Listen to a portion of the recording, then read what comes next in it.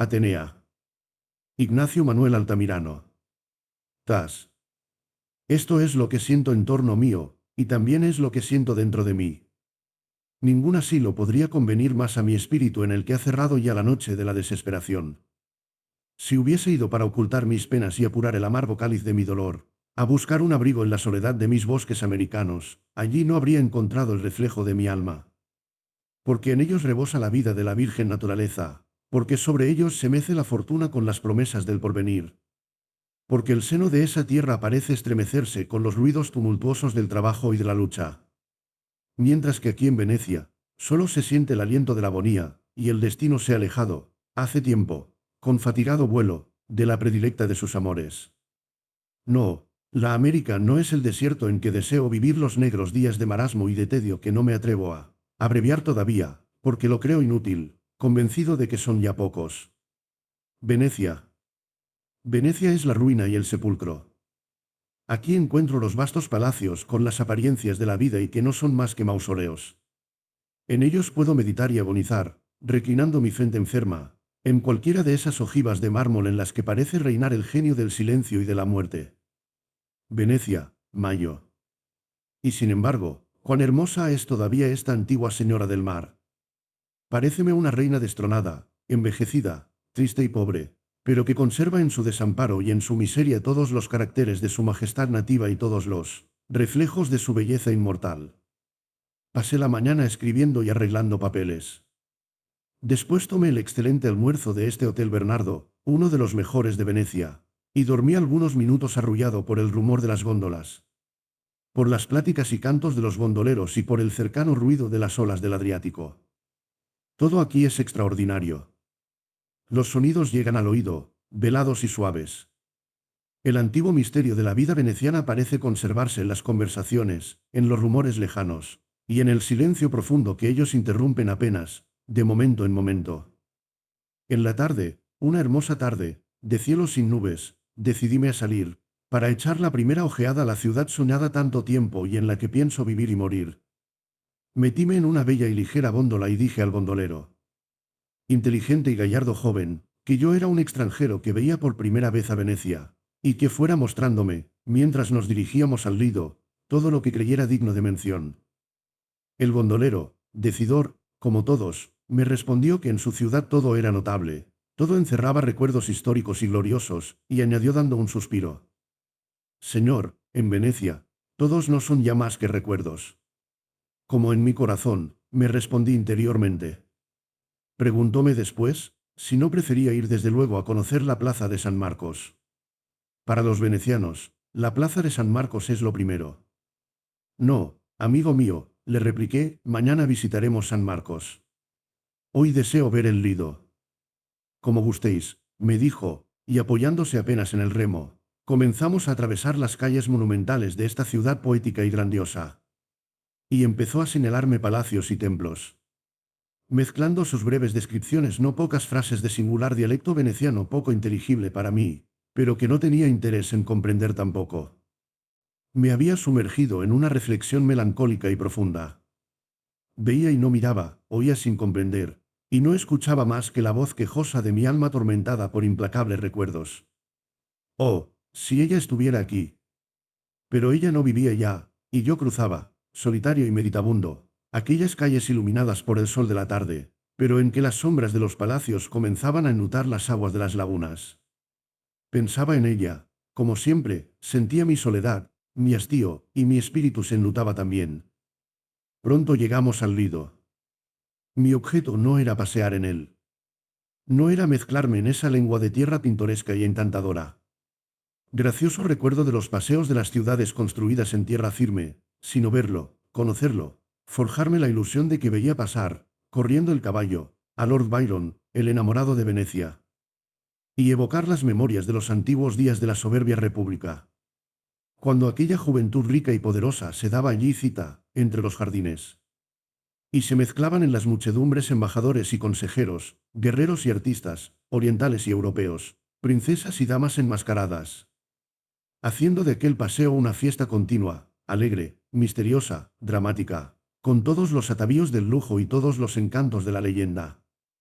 Así, poblando aquel lugar pintoresco y animado, con los cuadros de mi imaginación. El Lido me pareció hechicero. De otro modo habríalo encontrado pálido y triste, comparándolo con los paseos de las demás ciudades europeas. Sin embargo, su aspecto no es vulgar, no se ve en ninguna parte, aquella tierra, como surgiendo del seno de mar. Limitando sus perspectivas, por un lado, la ciudad, como un bosque de palacios y de cúpulas, y por el otro, las montañas y el mar azul, extendiéndose como un espejo infinito.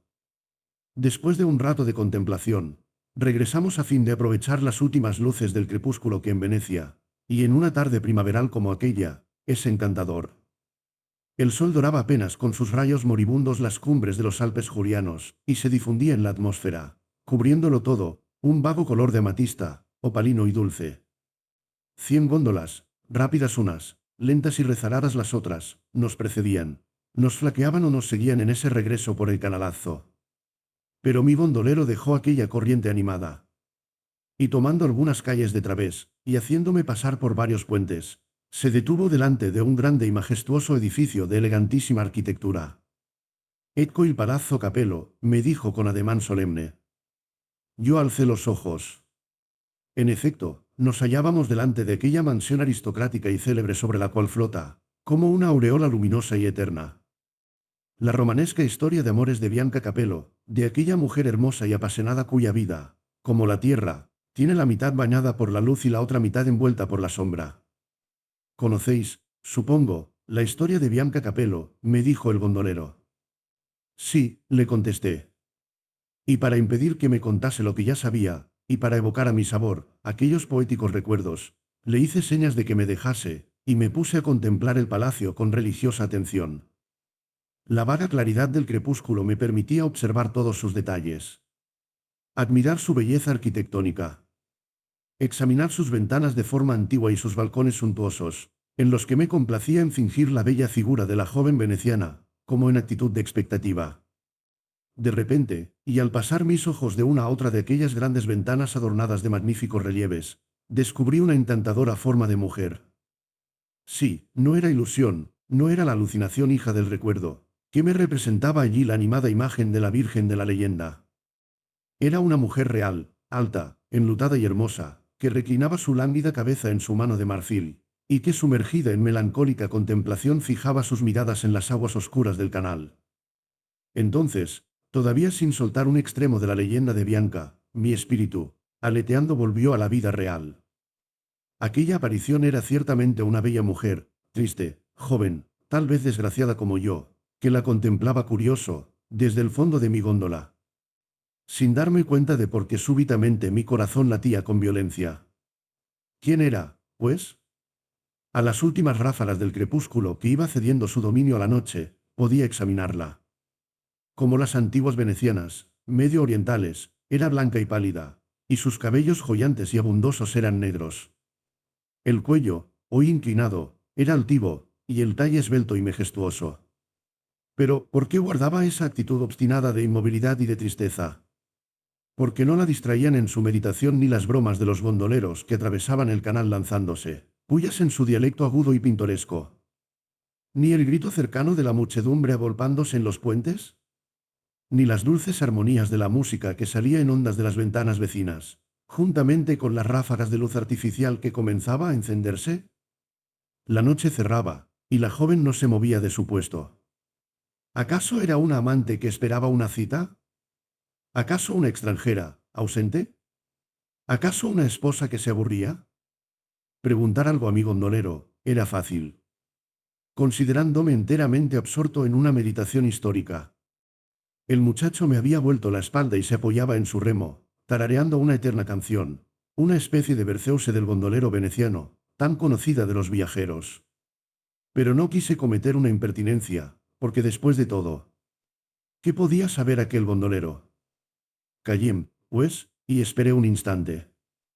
La inmovilidad de nuestra góndola y el canto del joven, más perceptible a medida que cesaba el ruido de los paseantes, acabaron seguidamente por llamar la atención de la hermosa meditabunda, que alzó la cabeza y fijó los ojos en la góndola.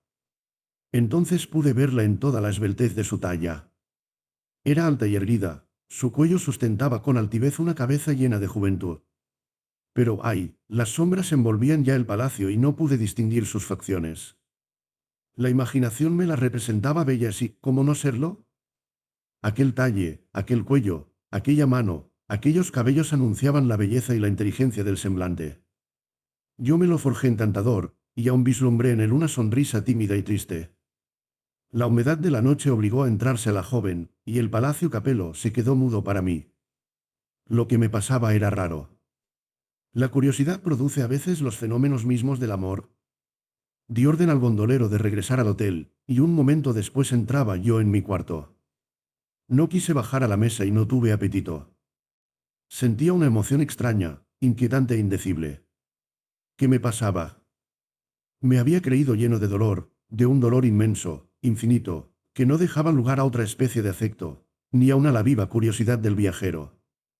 Nacían dentro de mi alma algunas inquietudes, algunos síntomas de pasión, algunos afanes pasajeros, pero como los frutos de un árbol sin savia, que caen luego al nacer. Como los relámpagos que pasan en una noche oscura, caían y pasaban, dejándome siempre el desmayo eterno, la noche interminable. ¿Sería ahora esta sensación extraña como aquellos afanes, y como aquellas inquietudes? Yo estaba temiendo que no. Ese violento palpitar del corazón que había experimentado, un momento hacía, al contemplar a aquella mujer, aquella sombra apenas entrevista entre las vagas claridades del crepúsculo. Aquella atracción irresistible que había ejercido sobre mí. Tan pronto como pude fijarme en ella, esta zozobra que ahora sentía, el goce intensamente voluptuoso y amargo que parecía saborear mi corazón despedazado y doliente. ¿No era acaso más que las corrientes galvánicas que conmovían un cadáver? Pero de todos modos era la primera vez, después de mucho tiempo, que me sentía así. Era la primera vez que una figura de mujer persistía algunas horas en mi recuerdo, y que de verla me quedaba en el corazón este dejo, en que se mezclan a la par el absintio y la miel, produciéndome la embriaguez o el desvanecimiento. Pero sobre todo, ha envuelto mi espíritu después una nube sofocante y oscura. Una especie de desengaño punzante y abrumador que me obliga a filosofar sobre los grandes afectos del alma. Pues qué. ¿Lo que yo creía definitivo no sería acaso más que un estado transitorio del espíritu? ¿Algo como la enfermedad que postra hasta la agonía y que sin embargo no acaba por extinguir la fuerza de la vida? ¿No es cierto que se ama solo una vez? Pero esta pregunta es extemporánea y prematura. Pues que amo ya de nuevo. Un estremecimiento debido quizá al estado irritable de mi organización nerviosa, a la influencia mágica de un recuerdo poético, a la fascinación inconsciente. ¿Puede ya calificarse como un sentimiento nuevo? Sombras pasajeras, formas del cerebro que se disipa a la luz de la realidad. Ilusiones del vacío. No, todo esto es un sueño. Con el sol de mañana vendrán otra vez el hastío, el desencanto eterno, el tedio de la existencia, y la imagen crepuscular que se me apareció ayer se disipará como se disipan los fantasmas. Que se complace la imaginación en forjar con las formas de la niebla. Esperemos a mañana. Venecia, mayo. Heme aquí desfallecido y casi espantado. La obsesión de la imagen de anoche se ha hecho cada vez más obstinada e intensa. Dormí mal, me despertaba a ratos, como presa de una inquietud febril. Atribuía esto a mi irritabilidad nerviosa. ¿Acaso también sea cierto que Venecia, a pesar de su ponderada salubridad en la que creen algunos viajeros, sea realmente tan malsana, como lo son todas las marismas? ¿Por qué las lagunas del Adriático habían de ser la excepción? Hay viajeros que han sido atacados aquí de fiebres palúdicas, y la verdad es que la humedad nocturna aquí ocasiona frecuentes enfermedades, especialmente a los que no están aclimatados. Tal vez mi inquietud, mi insomnio, no serían más que los síntomas de esas fiebres paroxismales que suelen anunciarse así en las costas de mi América. Pero, entonces, ¿por qué al despertar, en vez de pensar en este peligro, he pensado en la joven alta y enlutada del Palacio Capello? Luego volví a dormirme con un sueño pesado y bochornoso, y aún soñaba, que la misma imagen inclinándose en su balcón y contemplándome con sus ojos que brillaban en la sombra. Por fin amaneció. Y en el primer rayo de sol que al través de los cristales y de las cortinas alcanzó a penetrar hasta los pies de mi cama, no vi más que la misma imagen pertinaz y hechicera. Diríase que tenía yo la visión fija en los ojos, como en los lentes del pobre enamorado de Hoffman. Vestíme y salí. No puedo ocultar que me preocupaba esta idea fija, Más bien dicho, esta imaginación que me complacía en acariciar, y que me causaba por instantes el calosfrío del miedo. Después de un desayuno fortificado pero tomado con mediano apetito, ocupé mi góndola. Ciorcio, así se llamaba el joven gondolero, me esperaba desde temprano, pues lo había prevenido el día anterior.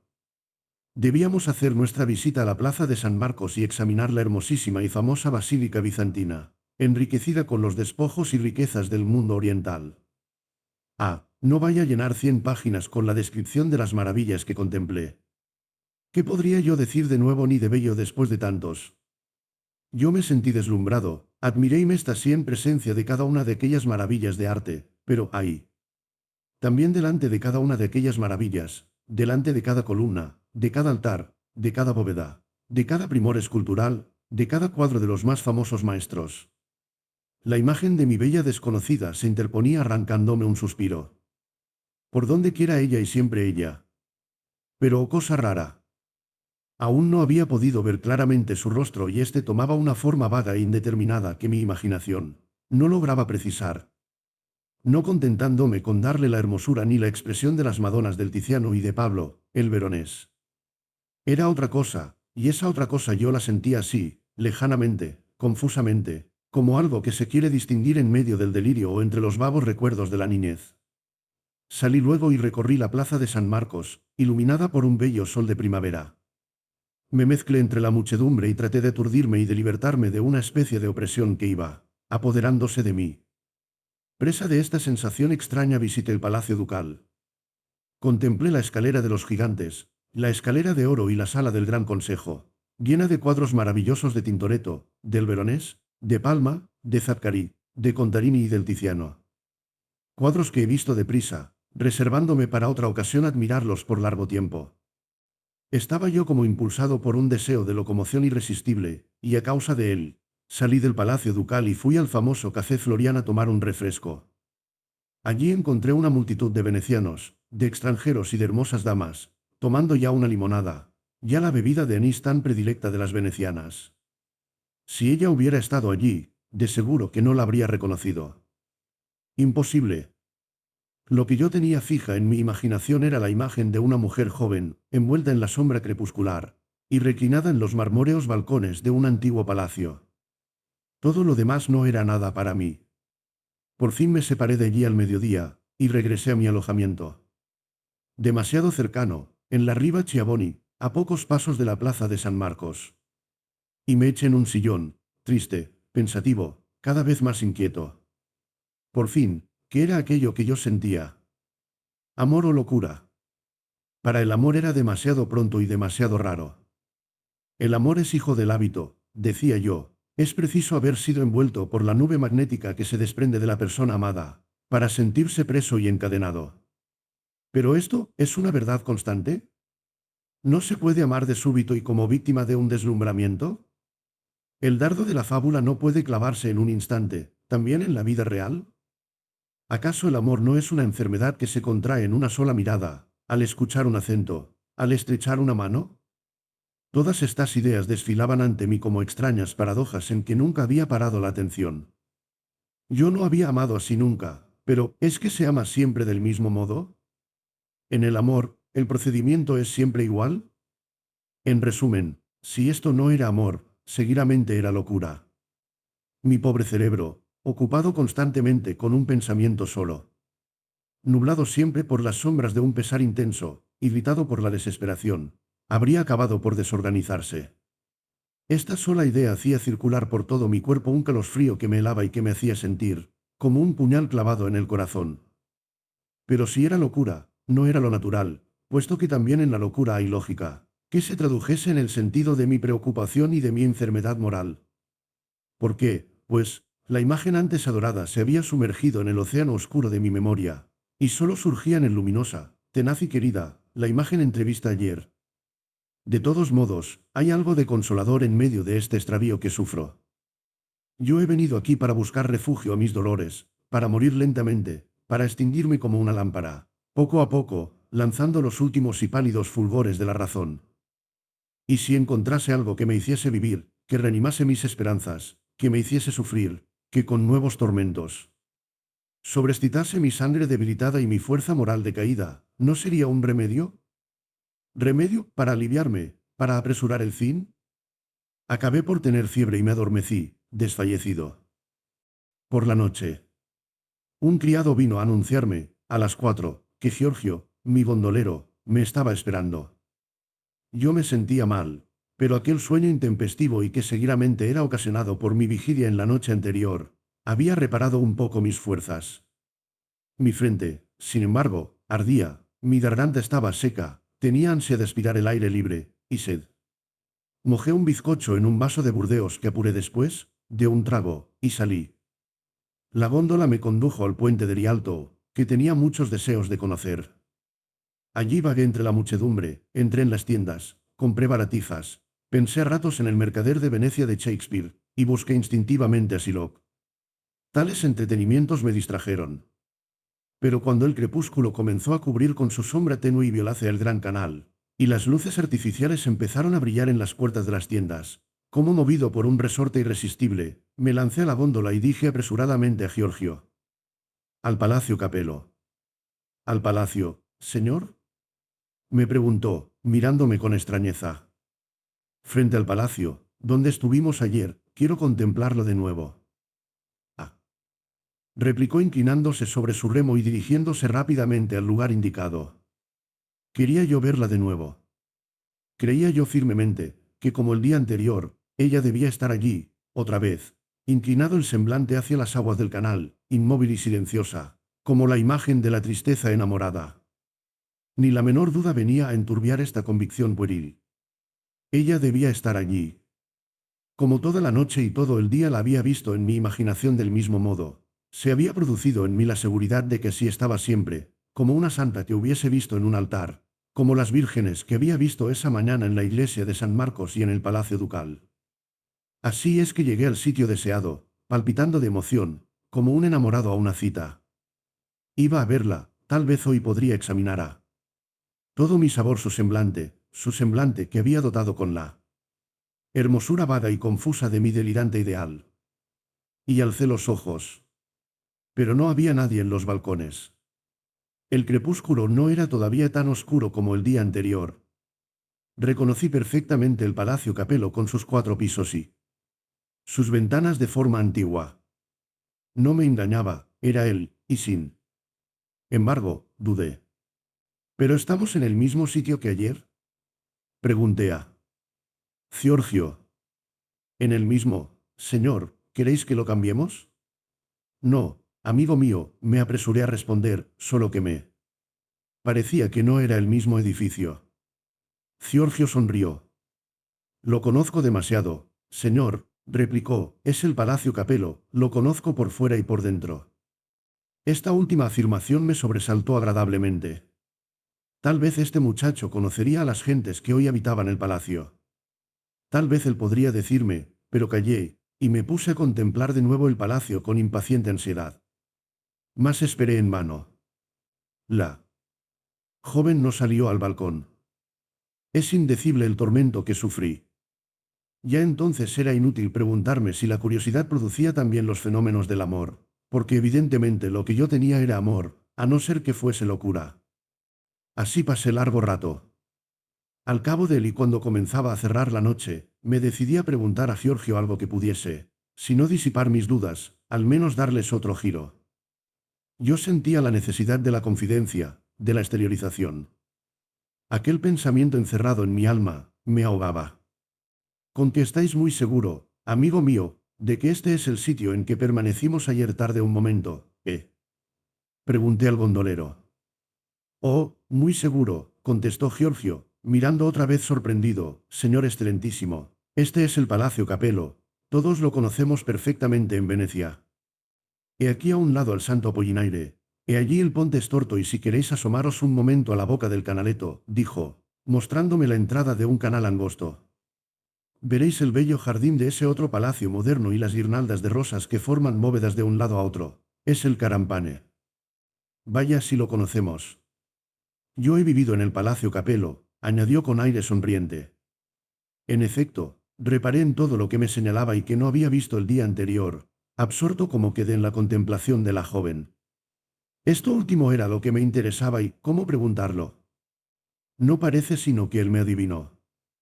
En esas ventanas, me dijo señalando aquellas en que estaba asomada la joven el día anterior, se ponía Bianca a hablar con Bonaventuri, ya sabéis, su amante, el que se la llevó a Florencia. ¿Conocéis la historia?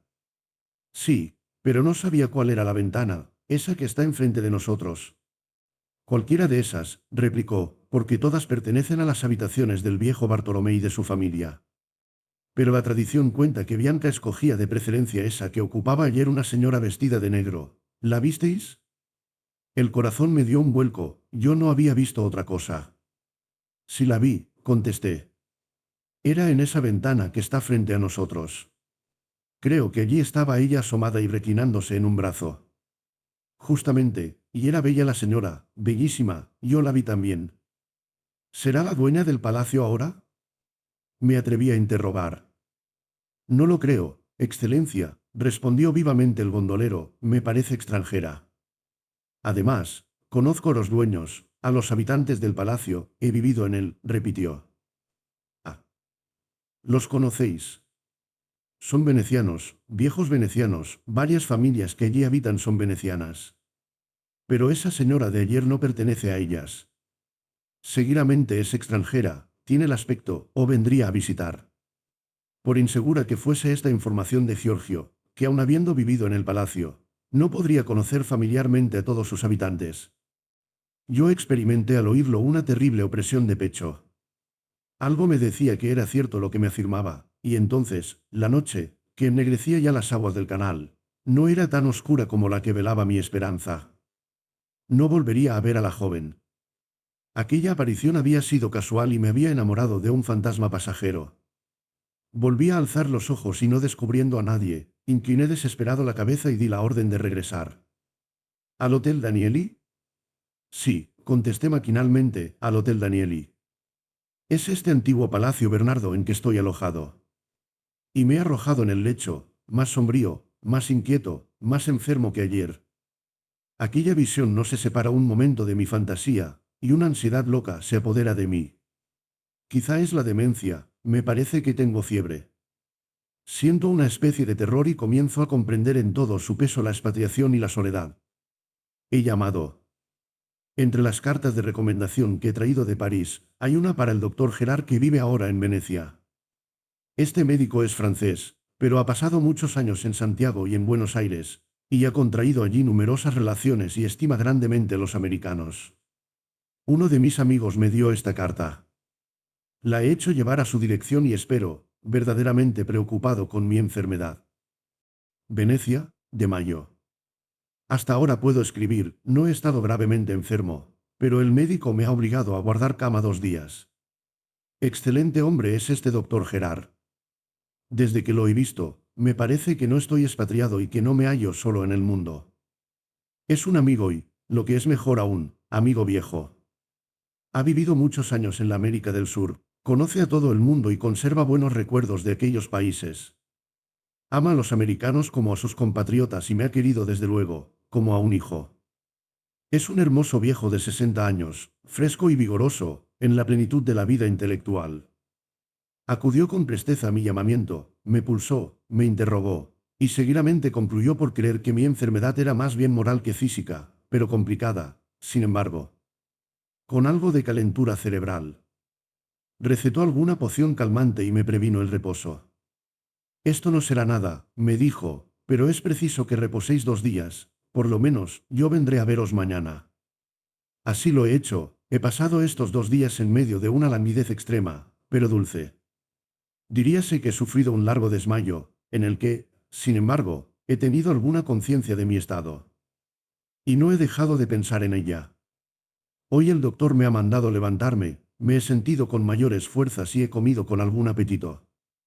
Luego el doctor ha venido a hablar conmigo en la tarde, y hemos conversado 1 hora, recordando la América. Conoce nuestra situación y nuestras costumbres perfectamente. Juzga de nuestros asuntos con singular acierto, y le es familiar nuestra historia contemporánea. Analiza con criterio sereno nuestras instituciones y el carácter de nuestros hombres públicos, y habla con lucidez de nuestras aspiraciones y de nuestro porvenir. Después de esa conversación de generalidades, Procuró con delicadeza penetrar en los asuntos de mi vida. No le fue difícil. A pesar de que no gusto de hablar de mis recuerdos íntimos. No hago siempre misterio de ellos, y cuando encuentro a un hombre de mundo y de carácter inteligente y generoso, como el doctor, me dejo examinar. Además, él lo necesitaba para su diagnóstico y para su aplicación medicinal. Pudo, pues, traslucir que yo había estado bajo la influencia de un pesar profundo. De uno de esos pesares que consumen la savia del corazón, que agotan la fuerza moral, y que hacen imposibles las esperanzas. Que viajaba por distraerme y aturdirme, y que buscaba, si no el remedio de mis males, si una manera de darles término lo menos tristemente posible. No lo negaré. Él supo entonces que yo había amado, como pocas veces se ama en la vida, apasionadamente, haciendo consistir en aquel amor toda mi dicha y todo mi afán en la tierra. Y que este amor correspondido con toda plenitud, y que había envuelto mi vida, durante algunos años, como una nube densa que me había alejado del mundo. Se había desvanecido repentinamente, como un sueño, como una bruma, como una visión. La muerte había venido a interponer sus sombras en medio de este cuadro de felicidad. El objeto de mi pasión había sido arrebatado por esta segadora implacable, y con ella habían desaparecido también mis esperanzas y mis únicas creencias. El mal, pues, que atosigaba mi espíritu, era incurable. La ansiedad luchaba con el imposible, y el culto de aquel recuerdo pertinaz me traía paso a paso a la tumba. Para enfermos de esta clase la ciencia no tiene medicina.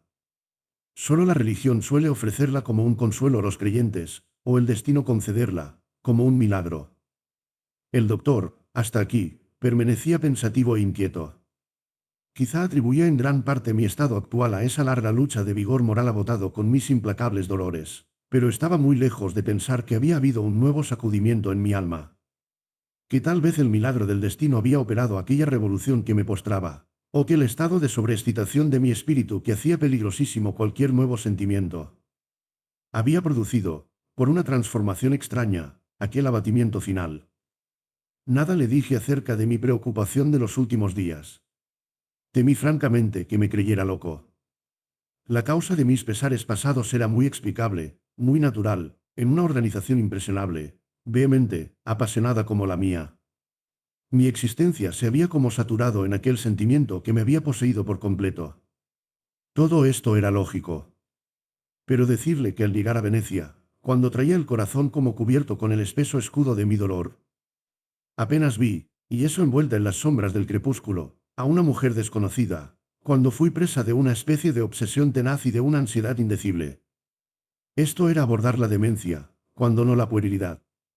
Temí que un hombre tan grave, tan sabio y tan formal como el doctor, en vez de creerme el hombre de gran carácter que le revelaban mis pasados sentimientos, me juzgase uno de esos frívolos sujetos de espíritu exaltado y fugaz que pasan fácilmente de un afecto a otro, engañándose a sí mismos, y que son indignos absolutamente de la atención del fisiólogo, y de la piedad del amigo.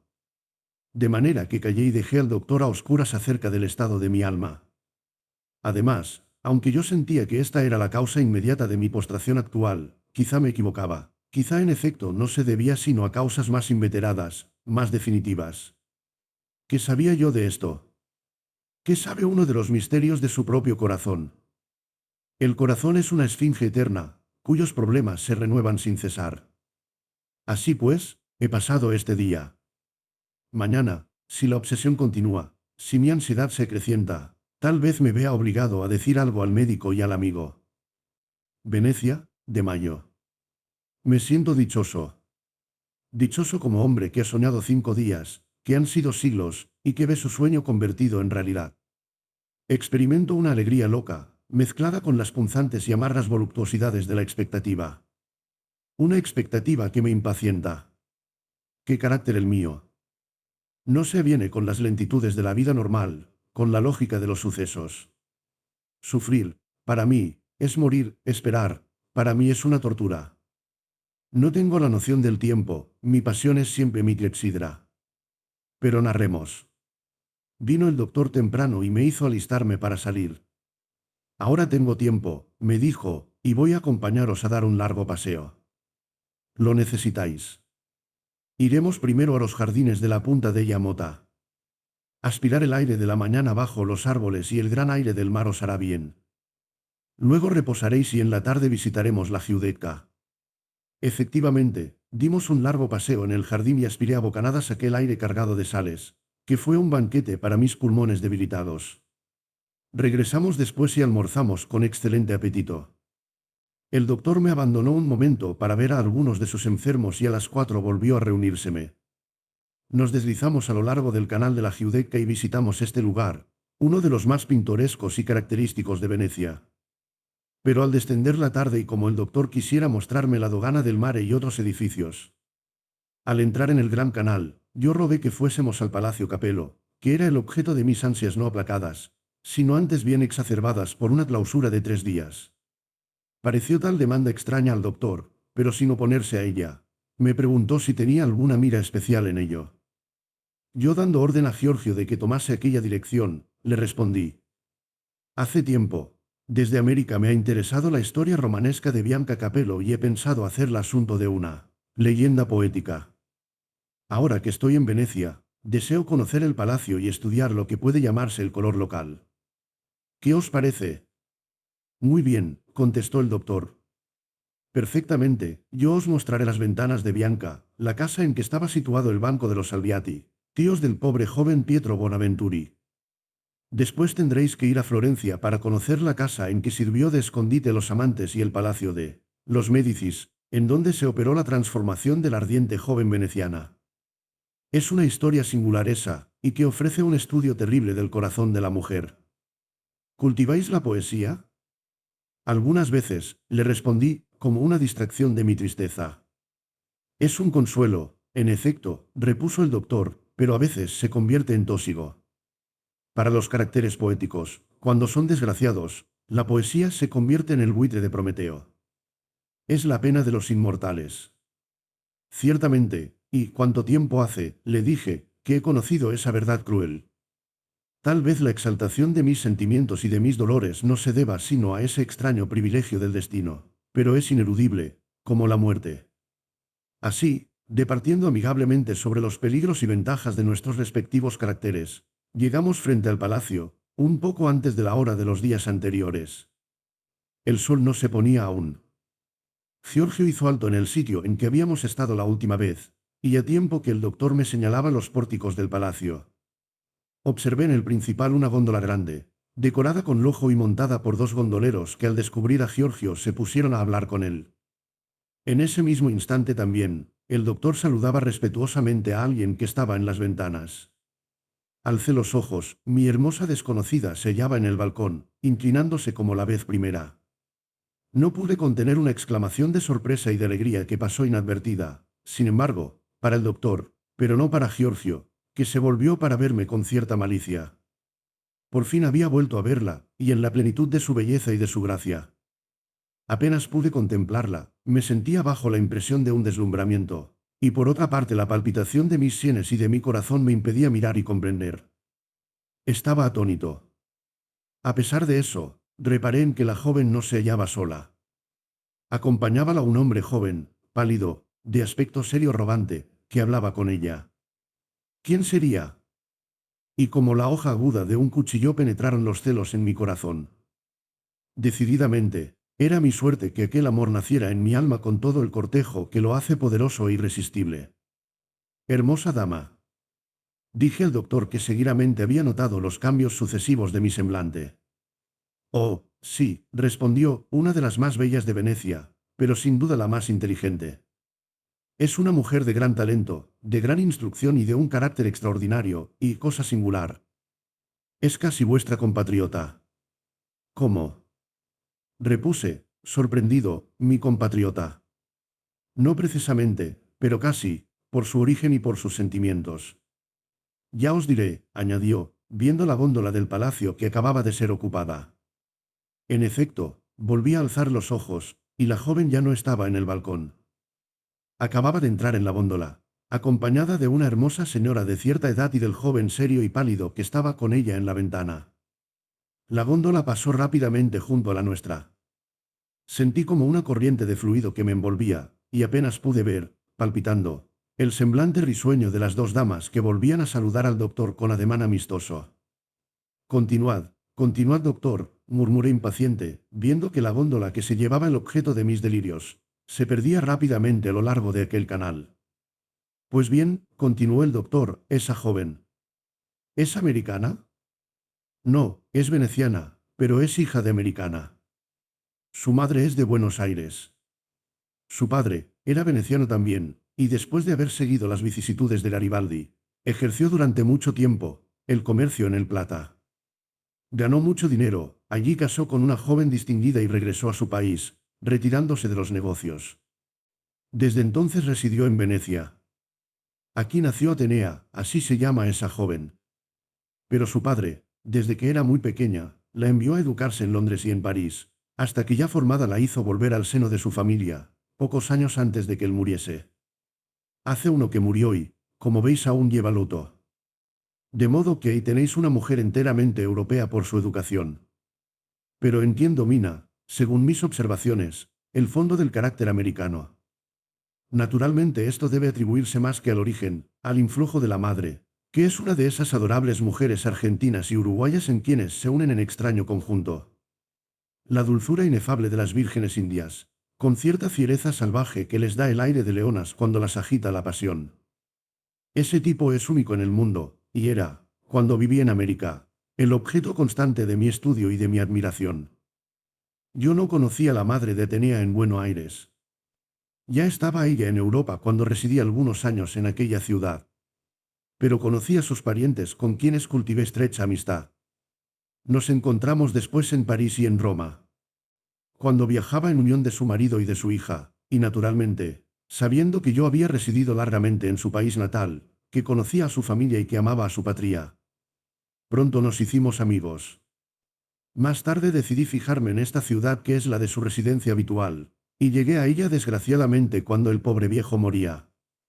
Desde entonces, como debéis suponer, soy uno de sus íntimos amigos, y a fe que su amistad es uno de los mayores encantos que tiene para mí la vida veneciana. Viven muy cerca de vuestro hotel, en la rica Chiavoni, reciben con gusto a los extranjeros, con amistad y regocijo a los americanos, su círculo es pequeño, pero escogido. Ah, doctor, le interrumpí, sería yo muy dichoso si quisierais presentarme. Iba a proponérselo. Nada podría seros más grato que esta relación en la que encontraréis la hospitalidad familiar de vuestro país, juntamente con las gracias de la elegancia europea. Hablaréis español con la madre y todas las lenguas de Europa con la hija. Hablaréis de las pampas, de las montañas, de los ríos y del sol, con vuestra compatriota, y de los filósofos, de los poetas y de los novelistas con Atenea. Vos sois un poeta, ella es una extraña soñadora, un carácter irregular como mujer, pero sorprendente como pensadora. ¿Irregular como mujer? Pregunté, no comprendiendo bien la calificación. Sí, contestó el doctor, irregular si queréis ajustarla a la norma común. Ella es excepcional. Su organización, su talento altísimo, su educación verdaderamente extraordinaria. Sus viajes, el género de sus estudios, le han dado un carácter independiente, tan raro, pero tan adorable en su rareza, que si la tratáis, vais a ir caminando de sorpresa en sorpresa. Como si marcharais en un país nuevo y extraño. Pero, ¿sabéis, doctor, que habláis de esa joven como de una maravilla? Maravilla, no, precisamente. No he querido deciros eso. Pero novedad, sí, es una mujer digna de estudio. Su tipo peculiar la hace interesante, podrá causar extrañeza, pero siempre admiración. Es un astro que no recorre la órbita ordinaria, pero que tiene mayor luz que los otros. Bien, me habéis hablado de su talento y de su carácter. Pero en cuanto a su corazón, porque en fin, es una mujer, y debe dar el interés que todas al amor, al gran asunto del alma. Esa es la órbita común, repuso el doctor sonriendo. En esto, como en todo, Atenea es extraordinaria. A su edad, las mujeres han consagrado su atención al amor, porque también el amor les ha hecho sentir sus leyes, su yugo incontrastable, puede decirse. Pues bien, Atenea se ha escapado de esa servidumbre. Es realmente la severa Palas Atenea, la bella diosa de cuello blanco y erguido que nunca se ha doblegado. Pero es singular. Muy singular, prodigioso. Ese es un profundo abismo de su carácter. ¿Quién podría asomarse con una antorcha para sentir lo que hay en él? Yo soy viejo, Conozco algo el mundo, he tratado a bastantes mujeres, y algunas de ellas muy fuertes. Conozco mucho a Atenea. Pues bien, os aseguro que en lo que sé de ella no hay una debilidad, quiero decir, algo que encadene sus sentimientos a la vida común.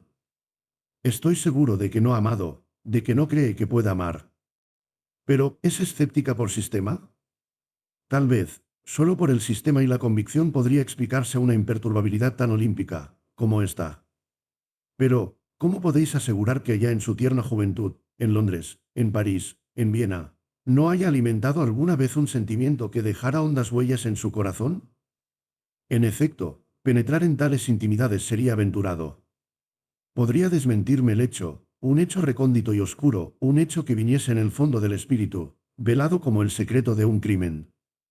Pero no lo creo, secretos como esos escapan a los ojos del extraño, pero se revelan 100 veces cada día ante la mirada experta del amigo, del fisiólogo y del confidente.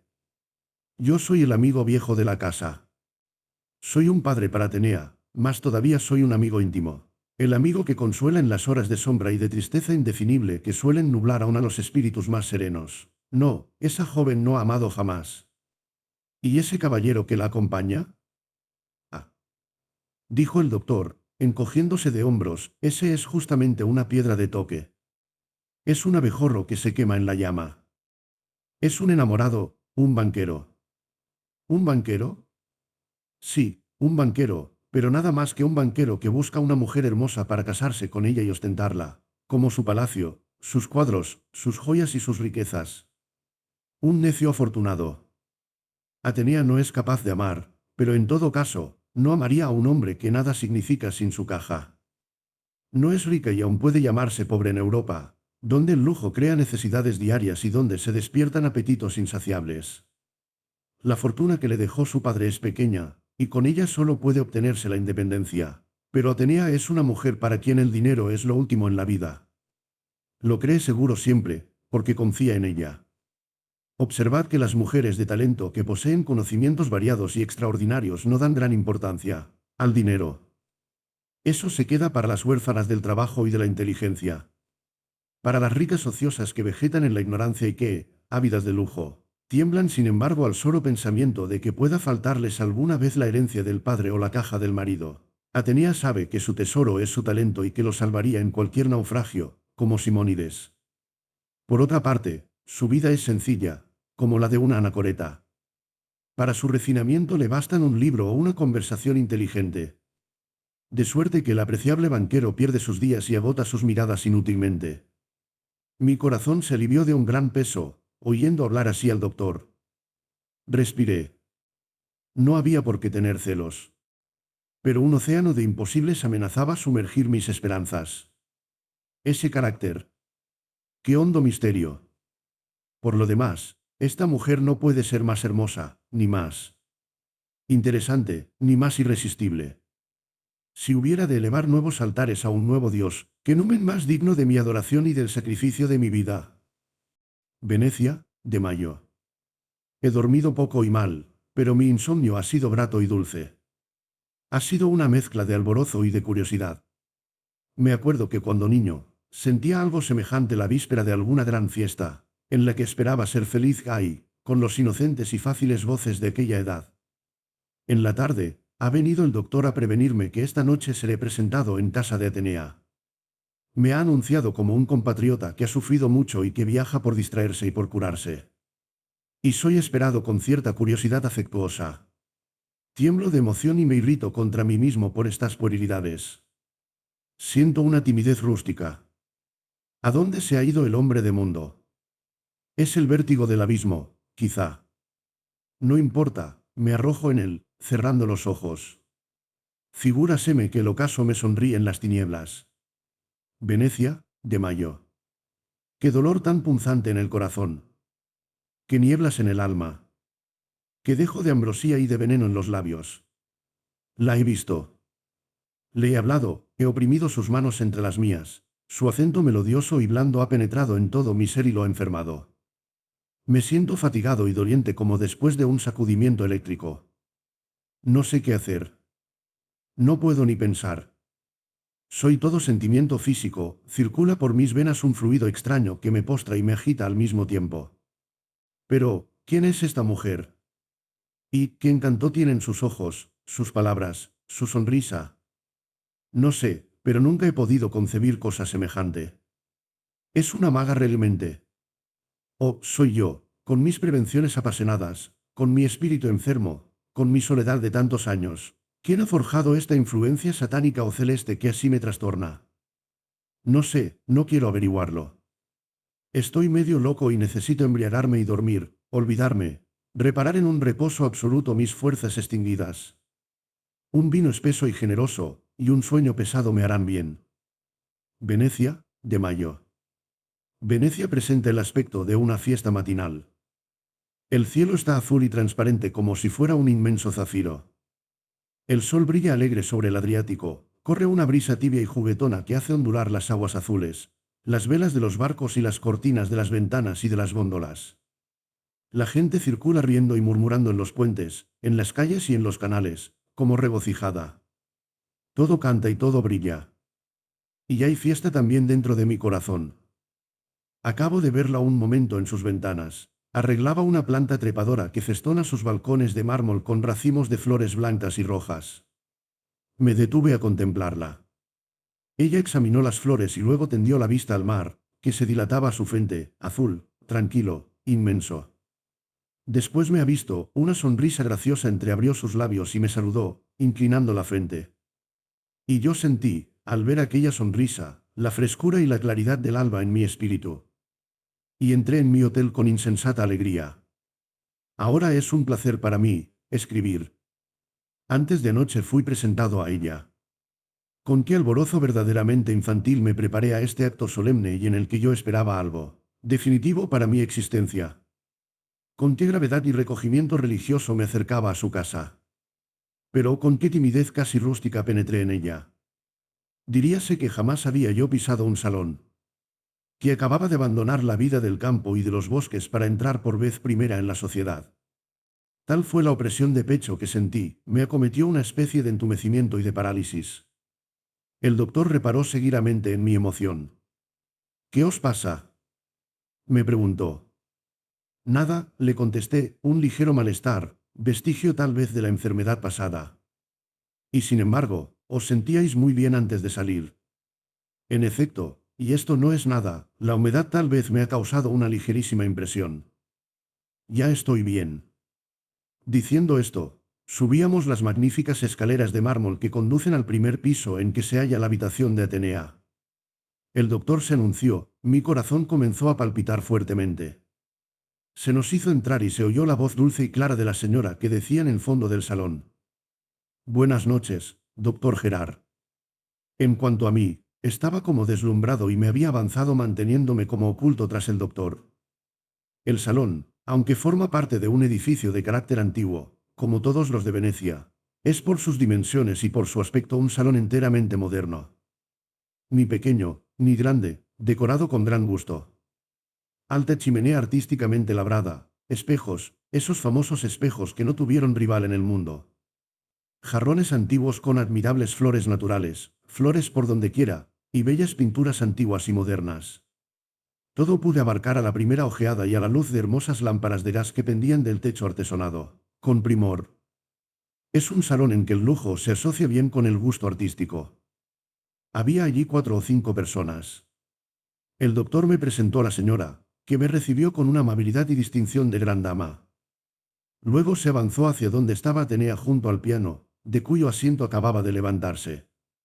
Así es que pude contemplarla en toda la gallardía de su talle majestuoso y esbelto. Pero estaba yo ofuscado y apenas pude verla y murmurar un cumplimiento respetuoso, a pesar de que ella me animaba con una sonrisa encantadora. El pálido banquero, el inseparable banquero se hallaba a su lado.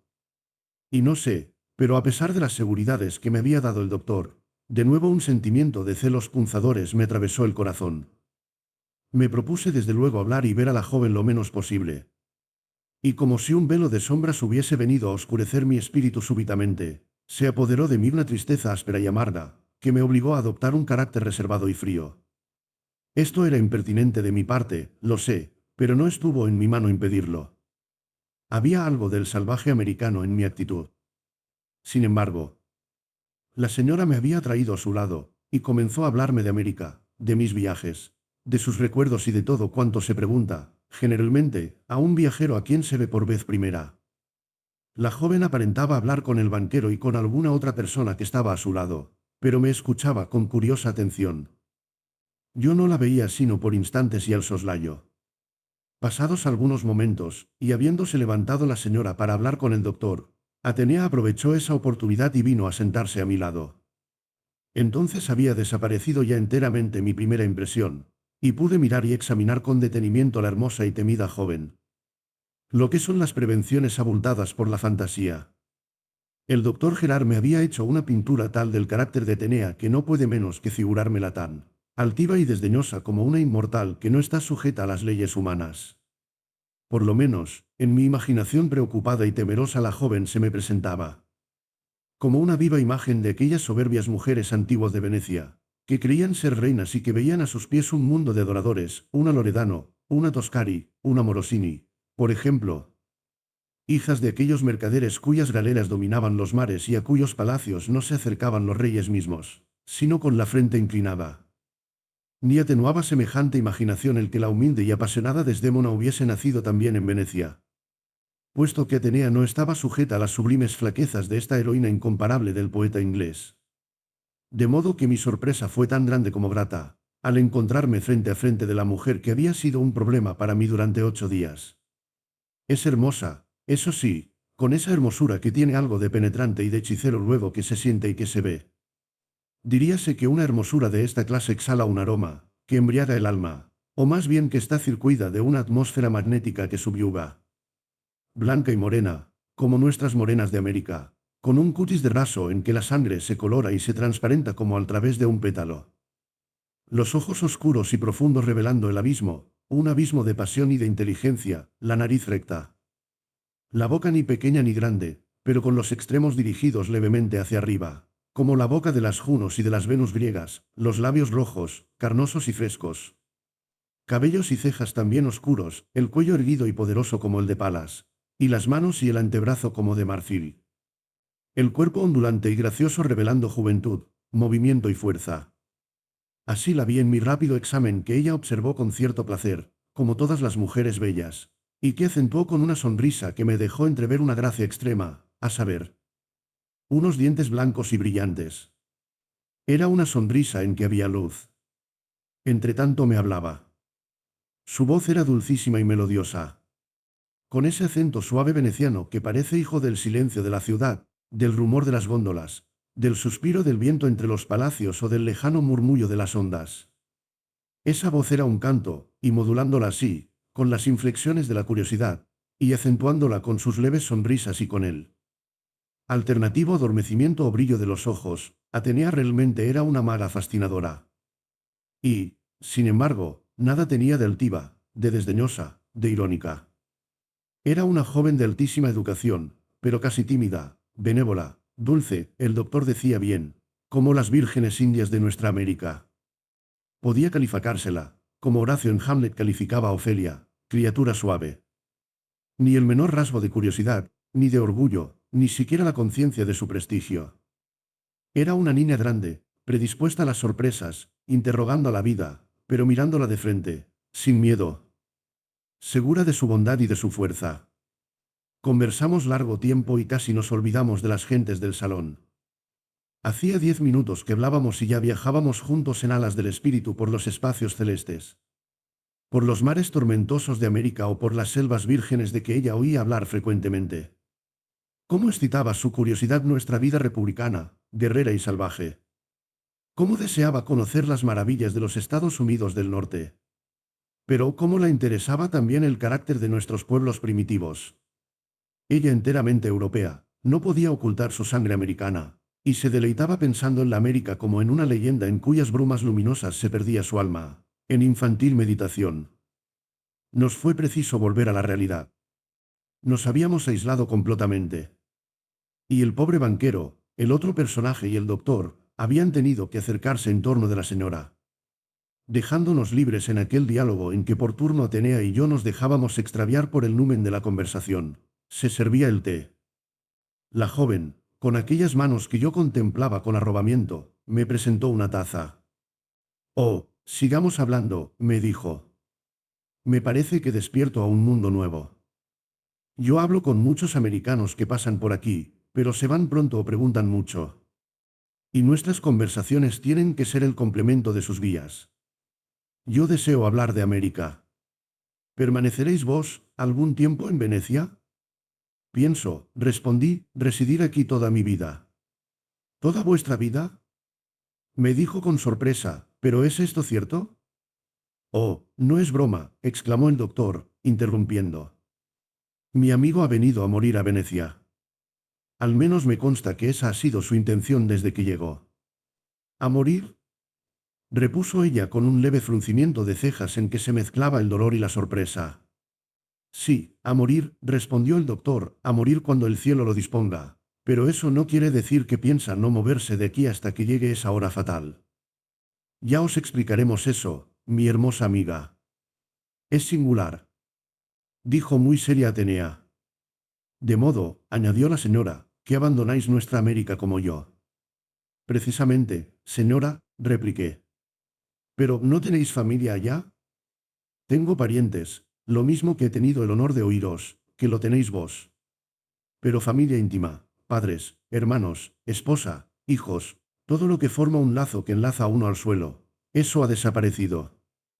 Soy solo, allá como aquí. Y sin embargo, la patria, concluyó la señora tristemente. Es cierto, señora, la patria es bastante, pero hay ocasiones en que es preciso despedirse de la patria como es preciso despedirse de la vida. Lo adivino, dijo en voz baja Atenea al doctor, allá pasan cosas horribles que también vemos en Europa, aunque con menos frecuencia. ¿La proscripción política? Sí, contestó el doctor también en voz baja, pero esta vez no es la política lo que proscribe a mi amigo. Es otro poder más terrible, es el dolor. ¿El dolor? Preguntó ella con vivo interés. Pero el doctor conoció que había ido demasiado lejos, que quizá había cometido una indiscreción, y pidiéndome perdón con los ojos, se alejó de la joven. Esta se acercó de nuevo a mí. Pero es cierto, me preguntó, que habéis venido con la resolución de vivir aquí para siempre. Muy cierto, señorita, le contesté. Y le dije brevemente cuáles eran los motivos que me habían hecho escoger a Venecia para residir en ella, ocultándole, por supuesto, el de que me parecía una ciudad de ruinas. Le referí enseguida el cómo la había conocido hacía 8 días, ocultándole también que había sido objeto constante de mi preocupación. Sí, le añadí, que en aquella hora y pensando en aquella leyenda veneciana, su imagen me había hecho soñar, me había hecho perderme en una meditación poética. Ella me escuchó pensativa. De repente, como saliendo de un éxtasis, murmuró. Es singular. Y luego añadió con timidez y curiosidad. ¿Con qué sois presa de un pesar inmenso? ¿Cómo sabéis? Iba a responderme, cuando la señora la interrumpió. Puesto que os proponéis vivir en Venecia, espero que contaréis con nuestra amistad y que nos veréis frecuentemente. Todas las veces que pueda y que me lo permitáis. Será una felicidad para mí. Siempre que tengáis tiempo, sois un compatriota, necesitáis hablar de nuestra patria común, yo también lo necesito. Así es que podéis venir todos los días. Estamos siempre en casa a esta hora. Y nos despedimos, llevando yo no sé si la felicidad o la muerte en el alma. Di la mano a Atenea con timidez y respeto. Ella me la estrechó, como una amiga afectuosa. ¿Será su manera? ¿Cómo saberlo? Pero después de todo, ¿qué importa un apretón de mano más o menos estrecho? Solo un delirante como yo puede dar importancia a un detalle tan común en Europa. Además, este apretón de mano puede solo haber existido en mi imaginación. ¿Qué os parecen vuestra compatriota y su hija? Me preguntó el doctor al salir.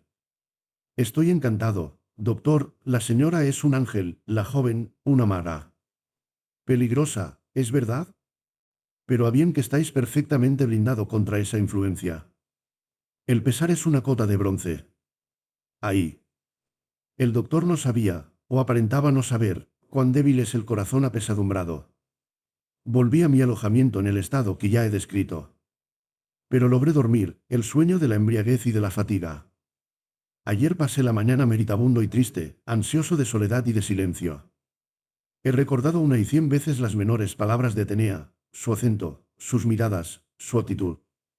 Todo lo he comentado de 1000 maneras, desde la más natural hasta la más extravagante. Desde creer que está enamorada del banquero hasta pensar que no le he sido indiferente y que va a abrirse para mí. Una era de lucha y de felicidad. Presunción y locura muy explicables. Todos los enamorados proceden así. Mientras ignoran, la felicidad se acerca a ellos o se aleja, como los mirajes que finge en el desierto la imaginación calenturienta. En la tarde vino el doctor y yo le consulté seriamente si podría visitar también esta noche nuestras amigas.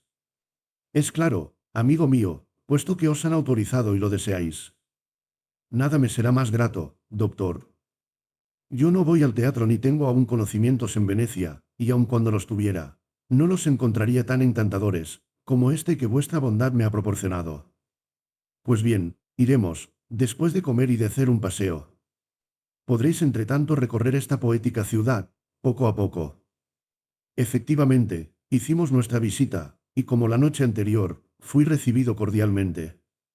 Pero encontramos mayor concurrencia, había varias señoras a quienes fui presentado.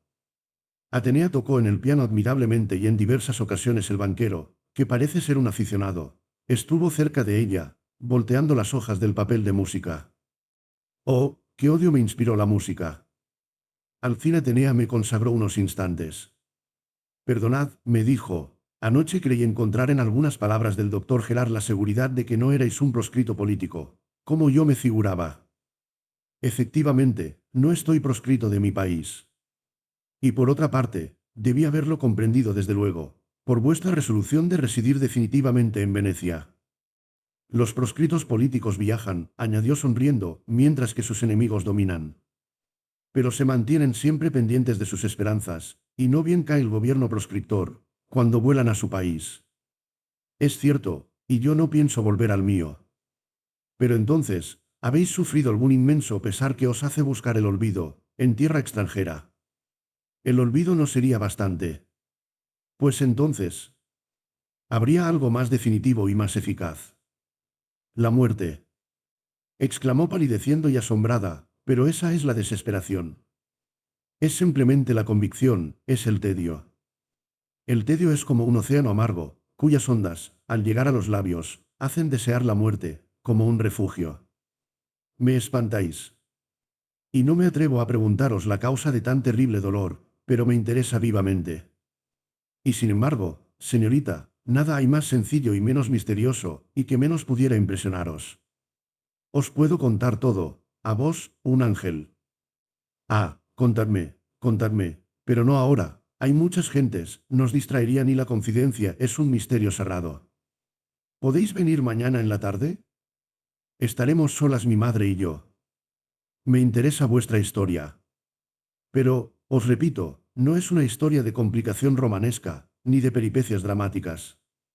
Es una historia íntima, callada, oscura, en que no hay más resortes que el sentimiento, ni más personajes que dos corazones que se aman, ni más tiranos que el destino. Ah, y decís que no es interesante. Pero con eso solo se hacían las tragedias antiguas y se hacen las historias que conmueven. Yo creí que en nuestro siglo no existía ya eso, sino en la imaginación de los poetas. Pero vosotros los americanos tenéis cosas nuevas, sois primitivos. Es preciso conoceros para creer en sentimientos que han desaparecido de nuestro viejo suelo de Europa, agotado por la civilización. No opino yo así, señorita, y atribuyo vuestro modo de ver a vuestra juventud y tal vez a vuestra educación elevadísima.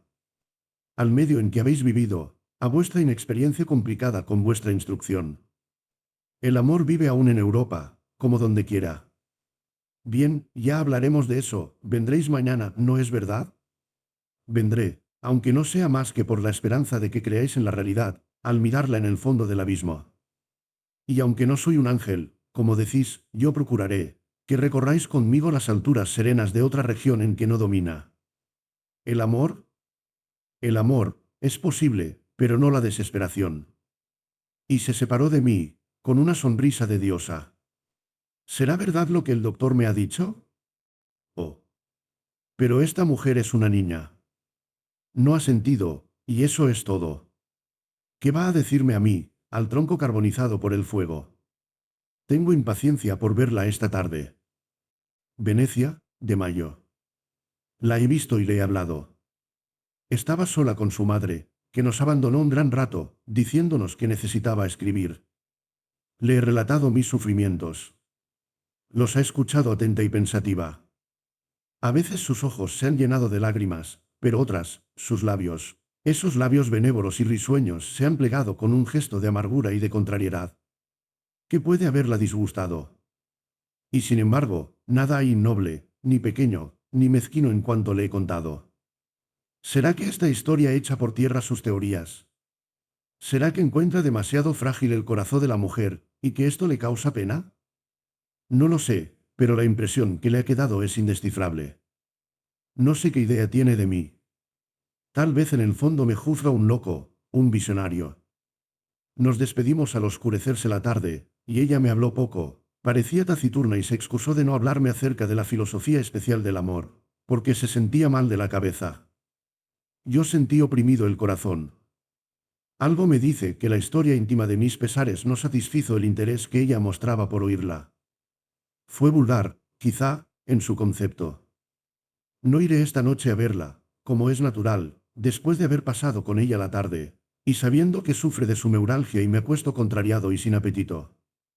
Después de todo, Venecia para morir es igual a cualquier otra población. ¿Y si escogiera yo Roma? Venecia, de mayo. Acabo de llegar de su casa. Estaba concurrida como la última noche. Había varios jóvenes, entre ellos un poeta que recitó bellísimos versos que ella aplaudió bastante. Estuvo alegre, decidora, dulcemente irónica y hasta burlona. Hizo 1000 distinciones al banquero, que se manifestó muy sensible, y cuyas esperanzas tuvieron una alza que él se encargó de hacer perceptible a todos. Yo me encontraba hablando con la señora. Al despedirnos, más temprano que de costumbre y dejando allí al banquero y a los demás, ella me dio la mano fríamente. No era aprensión mía su apretón de las noches anteriores, porque hoy, disgustada conmigo, me dio la mano con flojedad y la retiró con rapidez. Decididamente salgo de Venecia porque no me siento con fuerza para esta nueva lucha. Venecia, de mayo. Pero anunciarles que parto para Roma, después de haber asegurado que mi resolución inquebrantable era la de residir aquí hasta morir, francamente es ridículo. Tengo que asistir, pues, todavía durante muchos meses a este combate en que yo hago el papel de vencido sin haber entrado en lucha. Ha vuelto mi apatía y con ella mi esperanza de morir pronto. Ahora lo querría más que nunca. Venecia, de mayo. Os veo triste y enflaquecido, me dijo anoche, llevándome a una ventana, mientras tocaba al piano una de sus amigas. ¿Acaso seguís minado por la desesperación? Por el tedio, Atenea, le respondí, en las resoluciones impremeditadas se corre siempre el riesgo de engañarse. Yo no conocía Venecia y creí que era la ciudad que me convenía para pasar los últimos días de silencio y de quietud. ¿Y no os encontráis a gusto? Encuentro que esta ciudad es como otra cualquiera de las de Europa. Solo tiene diverso el ruido de las calles. Por lo demás, igual bullicio, iguales exigencias de vida social.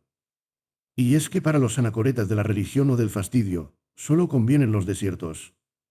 Efectivamente, y lo que es ahora, difícilmente encontraríais en los desiertos mismos de Asia o de África ese silencio absoluto, añadió con cierto tono burlón. De modo que para el caso, lo mismo es Venecia que cualquier otro punto de la tierra.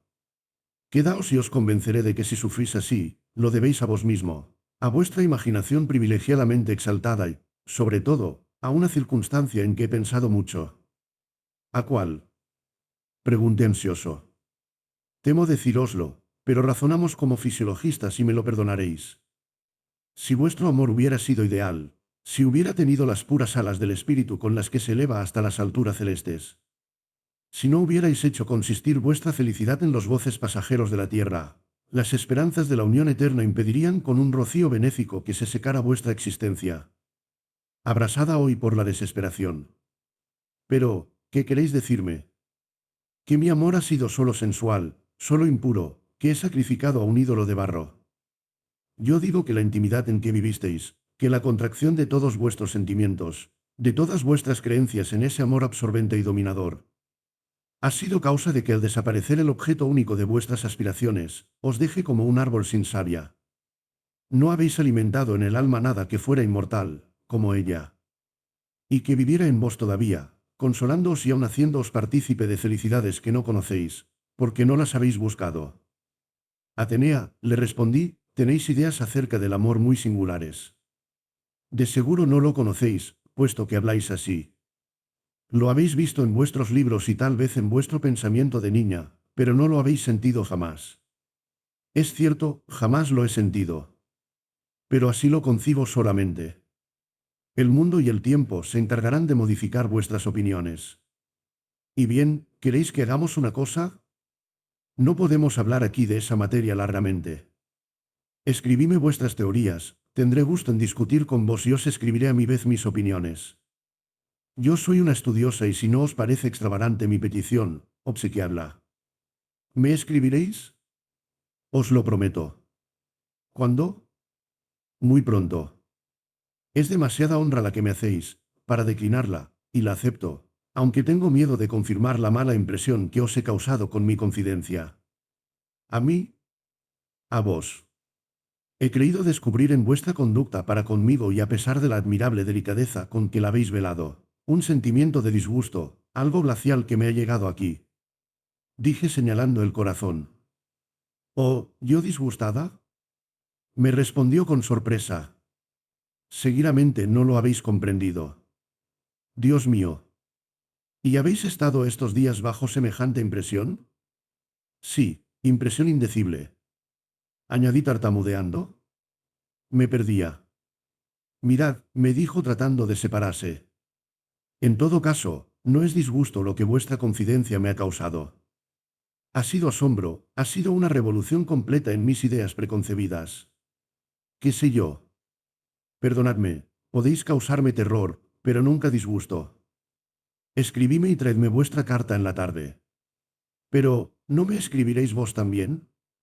También, pero necesito hablaros antes. Y me dejó sumergido más que nunca en un océano de reflexiones. Para no dar pábulo a las observaciones, sobre todo del banquero con mi taciturnidad, hice señas al doctor y nos despedimos, no sin que Atenea al apretarme la mano, me dijera. Pronto, ¿no es verdad? Muy pronto, repetí. Venecia, de junio. Qué singular capricho. Discutir conmigo acerca del amor. Es casi una extravagancia de su parte. ¿Exigirá lo mismo de todos sus amigos? ¿Pensará reunir en un volumen todas las opiniones acerca del amor? Esta sería una obra como la del cardenal Bembo. Sin embargo, yo sentiré placer en esta correspondencia y la comienzo. Es una manera de hablar con ella frecuentemente. He aquí mi primera carta. Atenea, no habéis amado nunca y esto me coloca en un terreno estrecho y difícil para hablaros de amor. Queréis conocer mis ideas acerca de este gran asunto de la vida, y ya habéis sabido antes no solo cuál es mi teoría, sino cuál ha sido la terrible realidad de que he sido prueba. A costa seguidamente de mi existencia toda. Es decir, queréis que yo haga correr el raudal de mi pensamiento por el angosto y suave cauce que hay que recorrer para llegar hasta vuestra juventud y vuestra inexperiencia. Cuando necesita el hondísimo y ancho que lo conduzca hasta despeñarse como catarata incontenible. No puede ser, y no escribiría si no fuese porque deseo siquiera desvanecer en parte la idea que hayáis tenido de mi carácter, que creéis culpable por causa de mí mismo. Me resigno, pues, y hago un esfuerzo comprendiendo que no puedo deciros todo. No sois más que una niña, a pesar de vuestros estudios, de vuestro talento que quizá os lleva hasta la adivinación. A pesar de vuestra edad en la que podríais estar iniciada en los misterios de la vida, os lo repito, no habéis amado nunca y sois una niña. La teoría, pues, con vos, no puede ser un estudio fisiológico.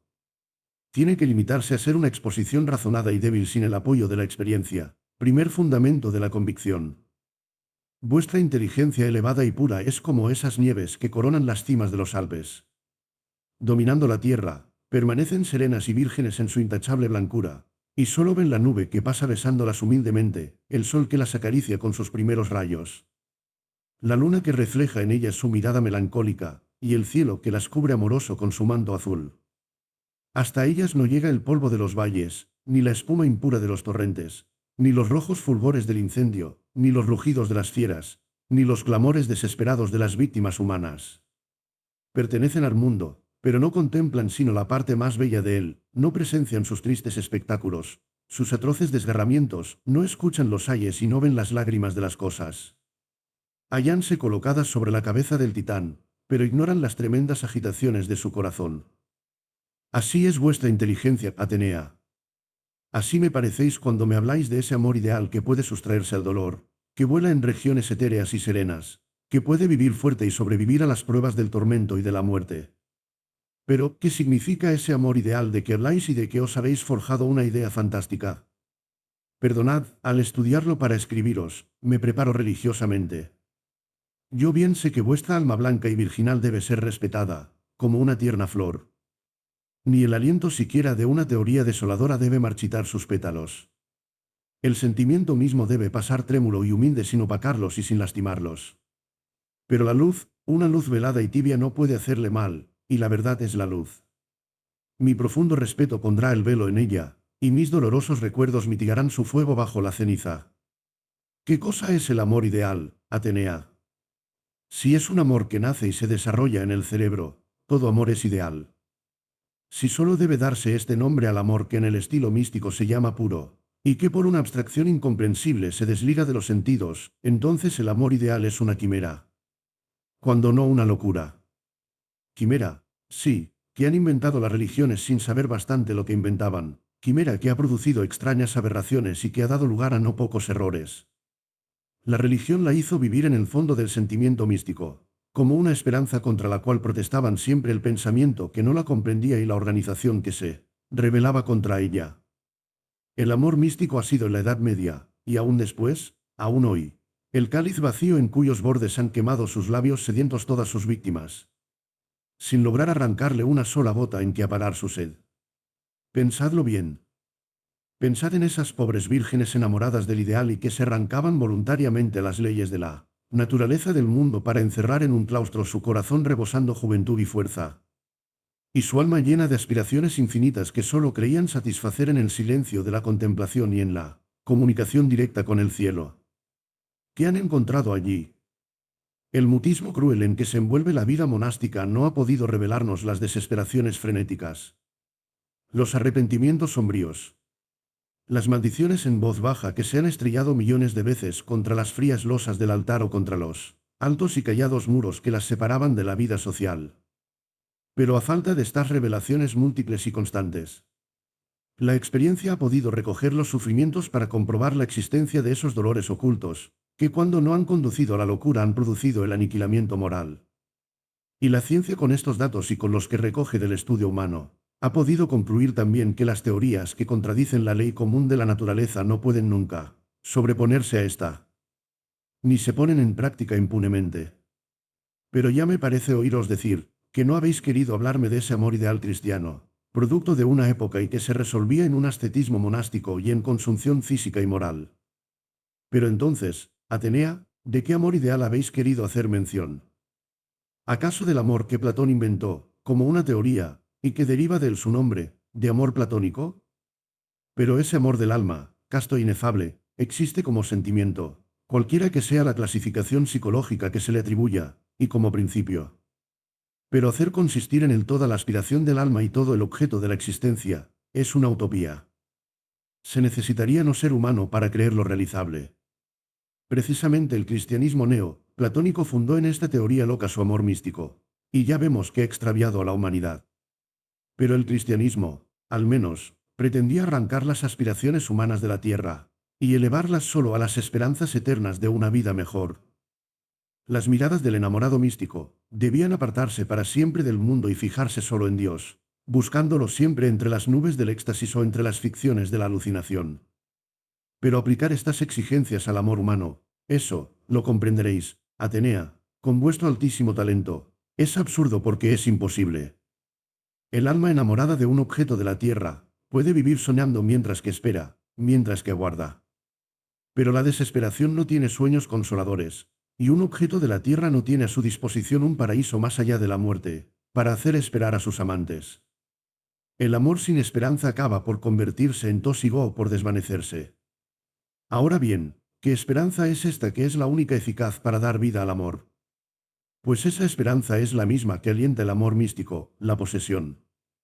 Solo que en esta es la de los goces eternos con la vida inmortal, y la de aquel, es la posesión del objeto amado.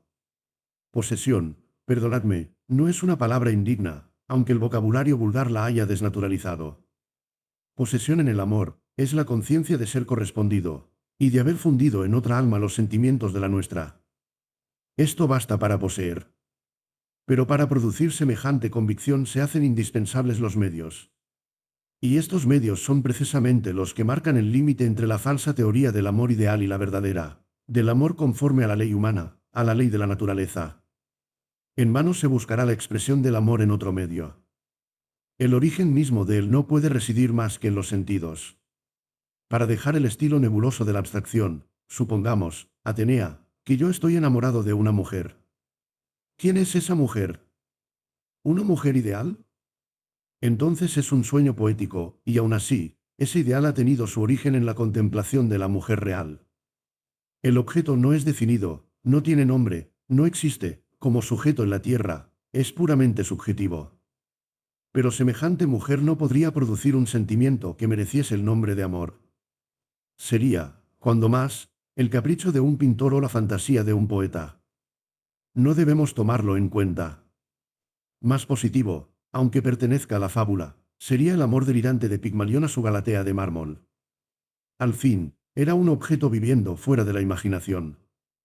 Y la prueba de que la desesperación no puede hacer vivir el amor es que la poesía antigua, filosófica ante todo, fingía que los dioses mismos se habían conmovido ante la pasión terrible del escultor griego, y que habían, para satisfacerla, hecho el prodigio de animar la estatua. Últimamente, un joven sabio alemán se enamoró de Cleopatra, pero este amor retrospectivo e imposible, fue una locura, que a lo sumo debe tomar en consideración la arqueología, a la cual produjo algunos resultados. No, semejantes manías son otras tantas aberraciones que no pueden contradecir la ley general. El amor vive de los sentidos, ellos suministran su savia al árbol, ellos soplan el fuego de la hoguera. Sin ellos, el árbol se seca y la llama se extingue. Y no quiero decir que sea necesario que el sensualismo en amor llegue al extremo, no. Basta que él mantenga su influjo físico lo suficiente para atar con él, como un lazo, esa cosa sin la cual todo muere y que se llama la esperanza. Destruid esta, desvanecedla para siempre, arrancadla del alma con la muerte, con la ausencia, con el imposible, y veréis lo que sucede con el alma enamorada, privada así de toda expectativa. O la vida se hace insoportable, o la locura viene a inundarla con sus tinieblas, o se produce en ella una especie de petrificación, peor mil veces que el aniquilamiento o que el extravío. Pues bien, Atenea, ¿habéis querido hablar de este amor ideal que no alimenta esperanzas y que no vive de los sentidos? Entonces es imposible. Es un amor absurdo y que no puede comprenderse. Al contrario, habéis querido sacrificar así al amor, que aunque habiendo tenido su origen en la fuente común y alimentándose de la contemplación física, de las miradas, del acento, del contacto, aunque sea leve e insignificante, de la persona amada, no aspira, sin embargo, a la posesión suprema y no funda en ella su felicidad absoluta? Entonces ese amor, rigurosamente hablando, no es ideal. Será casto, pero es sensual. Los amores castos tienen también una escala infinita de goces puramente sensuales. Desengañaos, inexperta niña, el amor no puede ser más que sensual. Las bellas y poéticas idealidades que se forman en el éxtasis del alma enamorada han nacido en los sentidos. Como las blancas nubes que se elevan a las alturas del espacio, han tenido su origen en los vapores de la tierra. Ahora bien, ¿me condenáis aún? ¿Pensáis que he traspasado las leyes del amor inmortal? ¿Creéis todavía que me he arrastrado como un gusano en el cielo de los sentidos y que no he querido volar por los espacios etéreos? Como no sé qué águilas maravillosas que habéis soñado en vuestra fantasía juvenil e inocente, yo he amado, sí, he amado con toda la energía de mi alma. Porque he sentido con toda la energía de mis sentidos. Si he tenido algún privilegio ha sido el de sentir de una manera extrañamente poderosa, lo que organizaciones frías o vulgares no habrían experimentado. Pero también concededme que esto no puede ser una monstruosidad. Solo que unos lo obtienen con exceso, mientras que otros no traspasan ciertos límites que les marca su organización peculiar. También os ruego que me concedáis otra circunstancia atenuante. No todos los seres inspiran un sentimiento igual. Los hay de tal modo privilegiados, que no pueden menos que inspirar pasiones extraordinarias. Aún me atrevo a creer que este fenómeno es más bien objetivo que subjetivo. No se puede atribuir un gran carácter al que no lo tiene. No se puede forjar una diosa con una simple mortal. Algún día, que el cielo os libre de ello, experimentaréis por vos misma que no todos los hombres son superiores. Y que los fantasmas que a veces finge nuestra ilusión o que anima nuestro deseo, no se sostienen, sino cuando la realidad, una realidad que está fuera de nosotros, los apoya y los confirma. El Dios que nosotros elevamos y que no impera por su poder propio, corre el peligro todos los días, de ser derribado de sus altares por nosotros mismos. Nada más frágil que lo que cree nuestra imaginación, pero nada más fuerte y más irresistible que lo que se impone por su propia grandeza. Y bien, yo os aseguro, por triste que sea la idea que tengáis de mi carácter, que no me habría sentido subyugado por un poder creado por mí. Que mi espíritu escéptico y orgulloso no habría tributado culto a un ídolo salido de mis manos, en fin, que mi criterio, hijo siempre del análisis, no habría tomado nunca la ilusión por realidad. Ah, no, Atenea, no. He amado porque era necesario que amase, porque se imponía con todas las fuerzas fatales de la inteligencia extraordinaria, de la hermosura, de la gracia y, sobre todo, de la bondad. El Dios existía fuera de mí, e imperaba por su propio prestigio. Ya os referí cómo se apareció en mi camino, cómo luché por sacudir su influencia absorbente, aunque dulce, cómo sufrí y cómo pensé. Pero fue lo ineludible y caí postrado, como un creyente, primero, y como un fanático, después. Viví ahí, de los sentidos, es cierto, pero de qué había de vivir sino de ese amor, incandescido siempre por la intimidad de todos los días, que había llegado a ser para mí el culto y la ocupación exclusiva de la existencia, que me había hecho olvidar de todas las preocupaciones de la vida social, que me había hecho indiferentes las aspiraciones de la política, las comodidades del bienestar, incluso de los goces de la gloria misma, que había matado en mí la previsión, que en la embriaguez de mi felicidad había tomado de mi pensamiento la idea de la muerte. Ella, la implacable y la inesperada, pudo solo volverme a la realidad. Ved pues, si no he vivido años enteros en el mundo ideal, a que me habían elevado los sentidos. Ellos solos no hubieran podido sumergirme en ese océano azul y luminoso que cubría con sus ondas la vida entera y cuyas playas confinaban con el infinito inmenso de la eternidad. Fue amor del alma ese, amor que no se disipa, que vive en las ideas y que se arranca con la vida. ¿Concederéis ahora que fue un amor ideal? Pero amor ideal que nació en los sentidos, que creció bajo su influjo, que allí desarrolló sus alas para volar a regiones superiores. Y que si hoy me mata no es porque no sueñe a veces con esperanzas eternas, sino porque siendo para mi espíritu, como aire vital, faltándole aquí en la tierra. Mi espíritu se asfixia y aletea agonizante.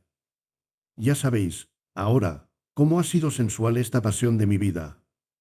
Ya sabéis ahora cómo ha dependido de mí el dejar algo a las esperanzas inmortales, cómo se comprende y se siente el amor en la tierra, aun por las almas soñadoras como la mía. Toca después a la experiencia enseñaros la verdad de mi teoría, y toca a vuestro propio corazón el confirmarla. No lo deseo, por vos misma.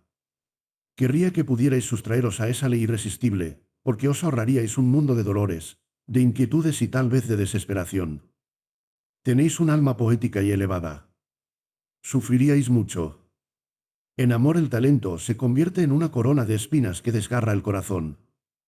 Da la felicidad, felicidad única, pero en cambio, ¿qué cáliz hace beber si se disipa como un sueño? Ese veneno es superior en amargura al sabor inefable del néctar que no hace más que tocar los labios. Quedad libre de semejante peligro, soñad, sed dichosa, y no me condenéis.